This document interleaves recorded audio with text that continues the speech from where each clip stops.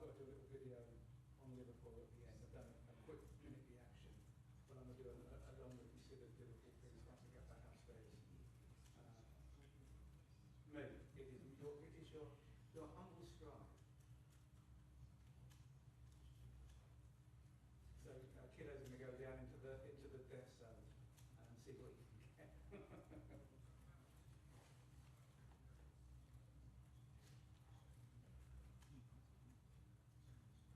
Yeah.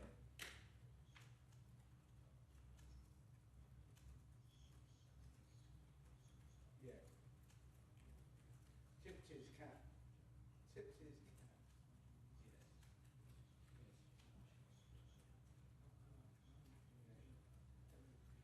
Yeah, cool. It's really enjoyable game, wasn't it? 18-20. Yeah. Okay, cool. No, cool, no eyes at all. Must have known what I've got to play with that. There we go. Super Dukes, there you go.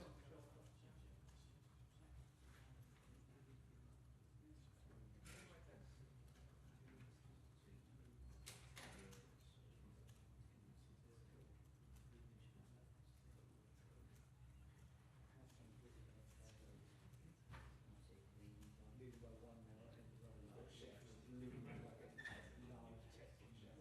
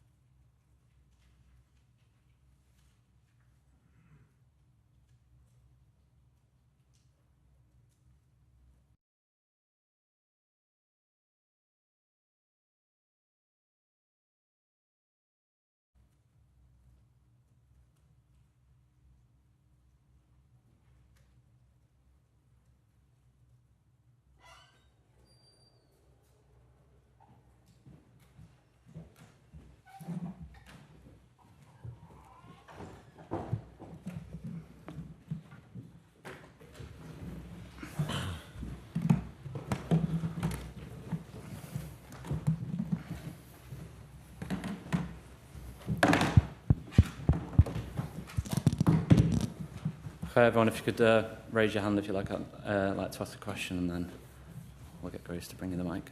Chris?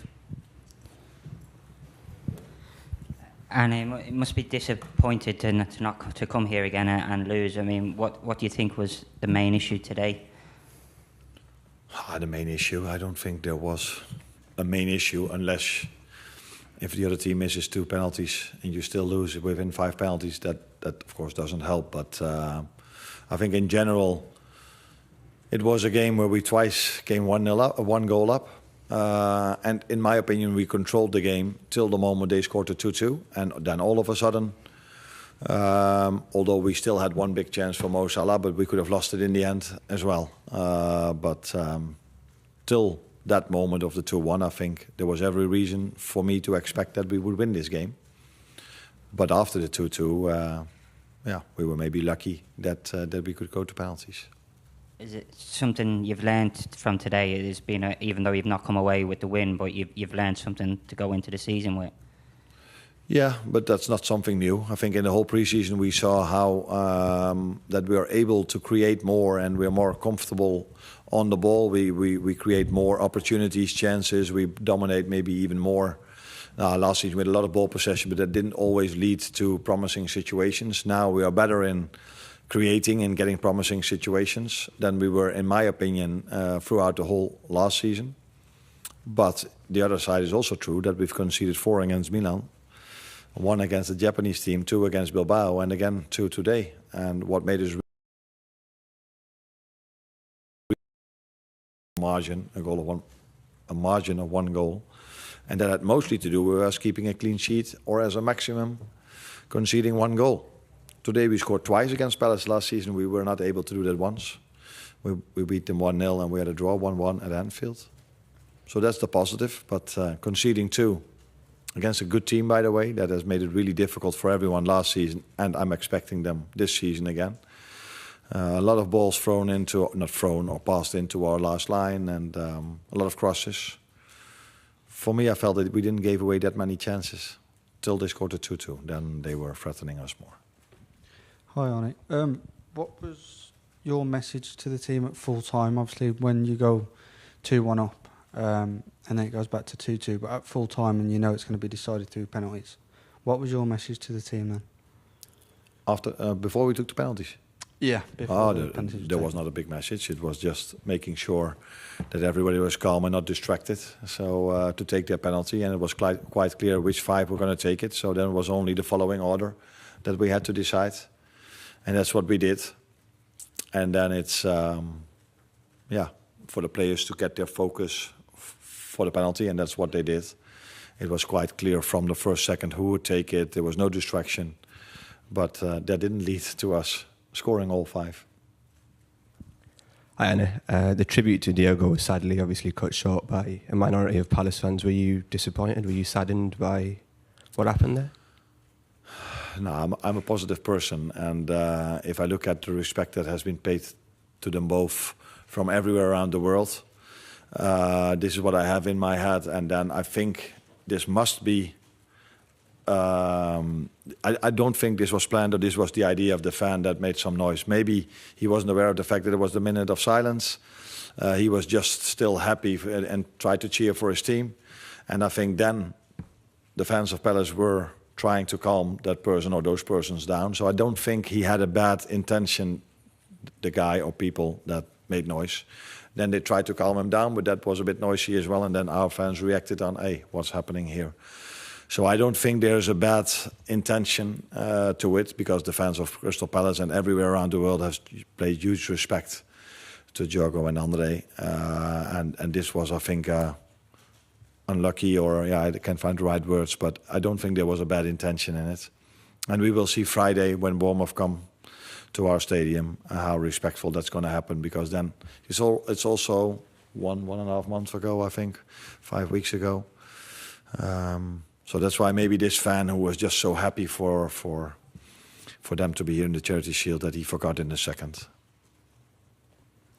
Arne, you obviously are creating more chances, like you say, but you've conceded more goals. So how do you get that balance? Because there was 4 debutants playing today. There've been new signings made. So how do you strike that balance between attack and defence? Yeah, we've indeed replaced 4 players, and that sometimes you need some time either to adapt offensively, either to adapt defensively.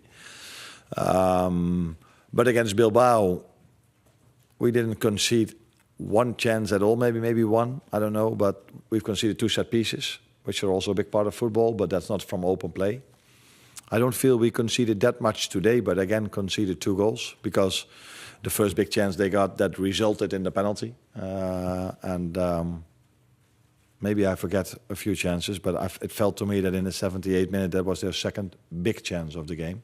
But in general, there were not many chances because they went to a low block. We had a lot of ball possession. And but after the 2-2 they had. So it needs maybe a little bit of adjustment defensively at the moment because we don't concede a lot of chances, but we do concede goals at the moment. Last question, please, Richard. Hi, Arne. Just on Hugo Ekitike, what did you make of his performance as a whole, and what will a goal so early in his Liverpool career do for him? I think it's always nice to score a goal, not only for him, also for Jeremy Frimpong, if you start your career at a new club. But it would have been even nicer to win a game of football because I think that's more important than scoring a goal. But he had a good impact, but he's also an example of a player that came, I think, 1.5, 2 weeks ago in the end of our Asian tour. So for me, with only 3 or 4 days in between the Friday game, it wouldn't be smart to play him 90 minutes because there's not there. Of course, we have Federico, but he's not been with us with the Asian tour as well. So there's not a lot to replace him with. So if he gets an injury at this moment of time, that would be a big risk for the Bournemouth, Newcastle, and Arsenal game. So that's why I took him off. But he had a good game today, that's for sure. Thank you, guys.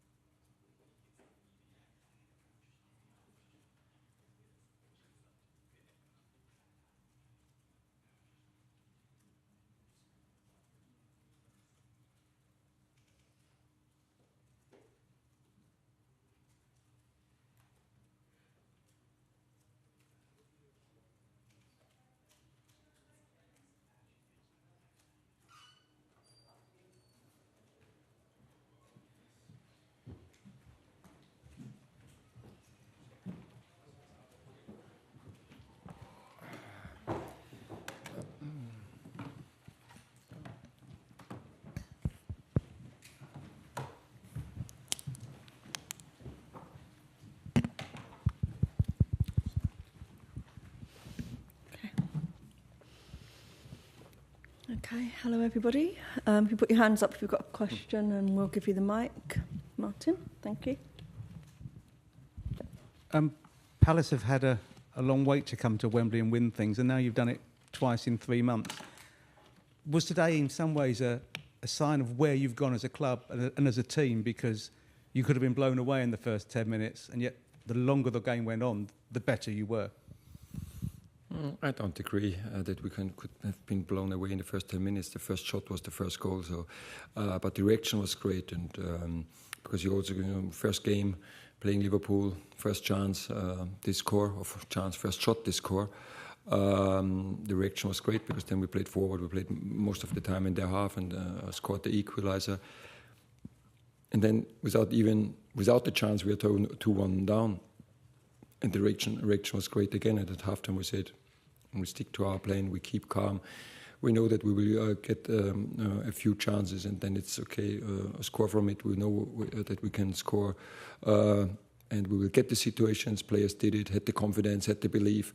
And so I'm really pleased with the performance today. So I think after the 90 minutes, it was a game where both teams were more or less on the same level, and this makes us proud against Liverpool, against the champion of the Premier League.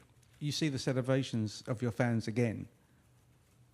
The happiness that they showed was shared by your players, wasn't it? It says that sometimes these matches mean a lot more than you might think from the outside that they do. Absolutely, and I showed the players a video before we went to Wembley about the happiness of the fans after winning the FA Cup, and we call it the emotional reward. Yeah, you standing here in front of the fans, having these emotions, this feeling, you can't buy with any money in the world. So you have to deserve it, and the players deserved it after the FA Cup, and the players deserved it today. Our fans deserved it in the same way because they are always supporting us from the beginning until the end. Even today, when we were down, they're always pushing the team forward, and there's a great connection. And at the end, we all were rewarded, and this is what then stays forever. Just a quick one from me. A word for the goalkeeper, and also you managed to put aside the thoughts of what's happening in Lausanne tomorrow. So they're two very different issues, but how positive for you was that as well, that your players could put that completely to one side? So the goalkeeper or the cast? Both, the goalkeeper and also... Yes, Dean.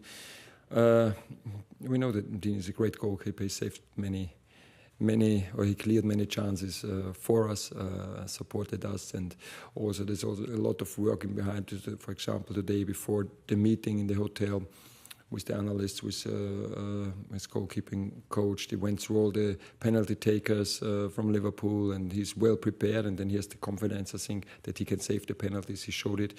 But also on the other side, I'm really delighted that Justin Devaney took the decisive penalty, 21-year-olds, and it was when we were talking about, we didn't talk before, never, because you don't know who is on the pitch after a few subs, and it was clear then JP, Eberechi and Ismaila take the first three, then Borna is usually a good penalty taker, and then we were looking for the fifth one, and Justin said, I take the fifth one with a lot of confidence, and then I said, okay, it's you.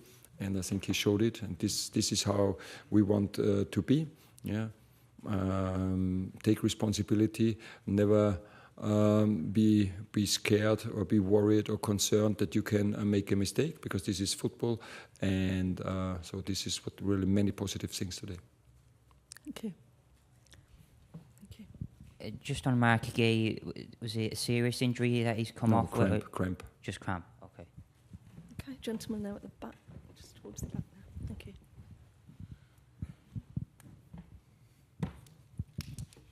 Hi, Oliver. Me? Would you swap this for a win tomorrow? No, I think we will accept what happens. Today's performance we could influence, and I think the players showed it and proved it in an excellent way. That they didn't think about the noise around us, so they were really focused on what they had to do on the pitch, and this is why we could win. Tomorrow we have no influence, and that means players will celebrate tonight, and we will meet tomorrow for lunch and train in the afternoon, and then we will see if we already know the decision, and we will accept it. So we can't influence it. So we don't think about it, because tomorrow afternoon we will schedule the rest of the August. If we stay in the Conference League, we have 5 more games to play. If we play in the Europa League, we have 3 more weeks to train, what would be helpful. But again, no influence, so I don't think about it. I know you've said you've got no influence, but do you expect Palace to come out with what you want tomorrow? I don't know. Gentleman behind there. Thank you. Hi, Oliver. You played Liverpool at the end of last season, and your squad is largely the same, whereas Liverpool's had lots of changes, both in and out. Did you make any drastic changes to your game plan, considering all these new Liverpool players, particularly from an attacking point of view, or did you kind of largely stick with what you worked last season? No, we always stick to our principles, and it was the same team playing. The same team started like in the FA Cup final. At Liverpool, we missed Mark Gay and Adam Wharton due to concussions. No, we know when we play as a team, when we stick to our principles and do it in the right way, we're always having the togetherness and the belief in us, then it's not so easy to play against us. We know that we're always able to score goals, and I think we showed it again. This is something that was created over months, and of course was at the end of the season was lifting the first trophy for us. This just underlined this process, and I mentioned it in the press conference before the game. I said we started on a completely different level than the year before, because the team stayed together, and this is always, it's consistency is always is one of the foundations of success. And hopefully we can keep the squad together. Any others? Gentleman there, thank you. Hi, Oliver. Obviously, winning today is the perfect way to start a season, really. How much confidence does this give you going into the Premier League season? Not just the win. I think the performance gives us a lot of confidence, so we had confidence. We had a very good pre-season. We also could see that we are not on the top level.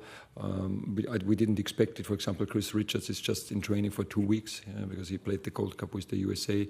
A few other players, Dani Munoz is in training for 3 weeks. So we have still to build up resilience, physical resilience. So mentally the players were absolutely top today, but physically we have to improve for all the games that come up, and this is what we will do.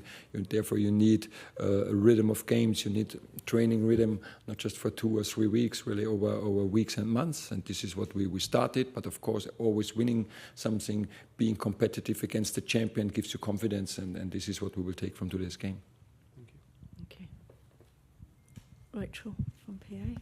Oliver, congratulations again. May I just check on the fitness of Daichi Kamada? Obviously he came off, and what his injury was. Yes, it was when he was close to get a penalty, and then there he got injured. Looks like the knee, he feels it's not that worse, but he had pain. We will look after him in more detail tomorrow.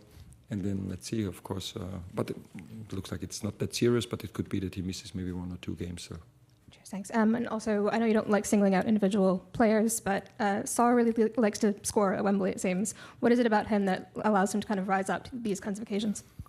He didn't score in pre-season, so fortunately he saved his goals for the first competitive game, and he did well. He was fouled when we got the penalty and scored the goal. But you could see all our attackers had the chances. JP before the penalty, Eberechi in the second half with a big save of Alisson and Ismaila as well.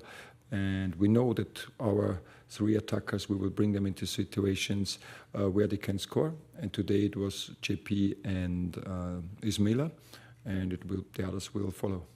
Thank you. Okay, last one there. Thank you. I saw that you've been speaking to fans over the summer, and also I saw the constant support from the fans today, and with Mateta going over and encouraging them to get louder.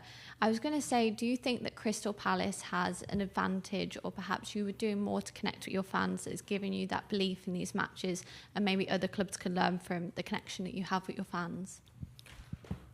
I don't talk about the other clubs, but what I definitely know is that we have a great connection between the team, the club, and our fans. And I think every Crystal Palace fan is very proud of being a Crystal Palace fan, is very proud of where they are from, is very proud of having this togetherness and supporting the team.